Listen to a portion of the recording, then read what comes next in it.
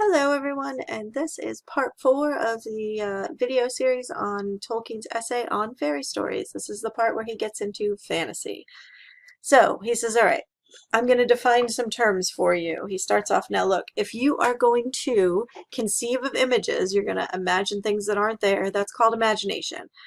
But he says imagination is usually considered to be more than that. It's more than just like making an image. Um, and he mentions fancy here. Fancy is like not a nice word. You're like, oh, that's so cute. It's a product of your fancy. So fancy in this sense is a derogatory, negative. Then he also says imagination often means the power of giving ideal creations the inner consistence of reality. And he says that's important, but that's not really what fantasy is. So I need a new word. I can't use imagination.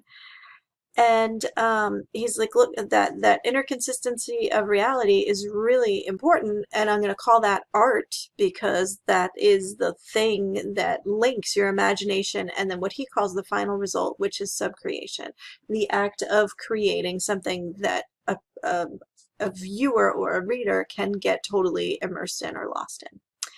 So he says, I'm going to use fantasy for this word. So this is my word for the purpose where when you combine the idea of imagination, how you are imagining something that is unlike the primary world and that you are free from the domination of facts, right? Like it's something new, something different, maybe not new, maybe an echo of something old, and that's okay. He talks about that in a minute. But he says fantasy in this sense is not a lower but a higher form of art. It's the nearly pure form, and when it works, right, when you get it right, it's the most potent. And he says fantasy always starts out with an arresting strangeness, and a lot of people don't like that because who likes to get arrested, right? Nobody. That's a bad thing. So he says we get a lot of association with the idea of dreaming or mental disorders where you're delusional or you're hallucinating. He's like, we're stepping away from that, and we want to talk about the positives, the pluses of fantasy, not dreaming and not knowing reality from fantasy. So he moves on and he says, look, if you're going to make a green sun, then your green sun has to be credible and it has to make people believe it, and it will require a lot of labor and thought and will demand a kind of skill. He calls this elvish craft, right? That the elves are able to do it. And he says here, all right, Tolkien has strong feelings about drama, and he tells us how he really feels here. He's like, look, it's unfortunate that drama, which is distinct from literature, is usually associated with it. Like you take a literature class, you're going to study drama in there. They go together, and drama is considered a branch of literature. But for Tolkien, he's like, look, they are very different. Drama is a whole different animal from a normal storytelling, which is what fiction is.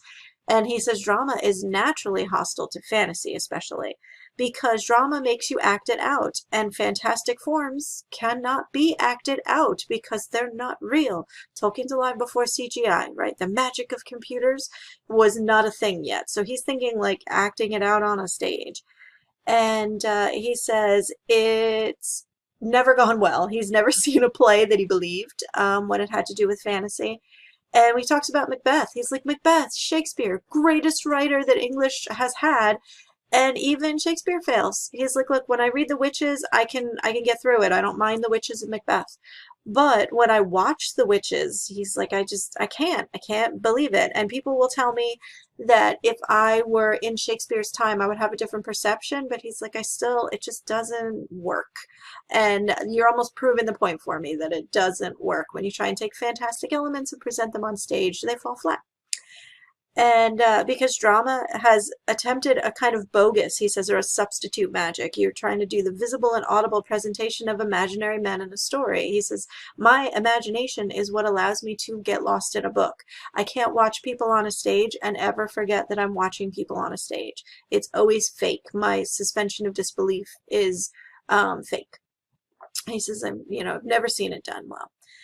And then he's a little jab at drama theater critics here, where he says, if you prefer drama to literature, as many literary critics plainly do, and you think that dramatic criticism is the highest form, then you're going to misunderstand pure story making, and you're going to constrain it to the limitations of stage plays. It's like judging a book by the rules that you would use to judge a movie. They're very different animals, and you can't really compare them together. One's going to fall flat. You know, he says you're very likely to prefer characters, even the basest and dullest. If you prefer plays, then you'll go for characters over things, because very little about trees as trees can be gotten to a play.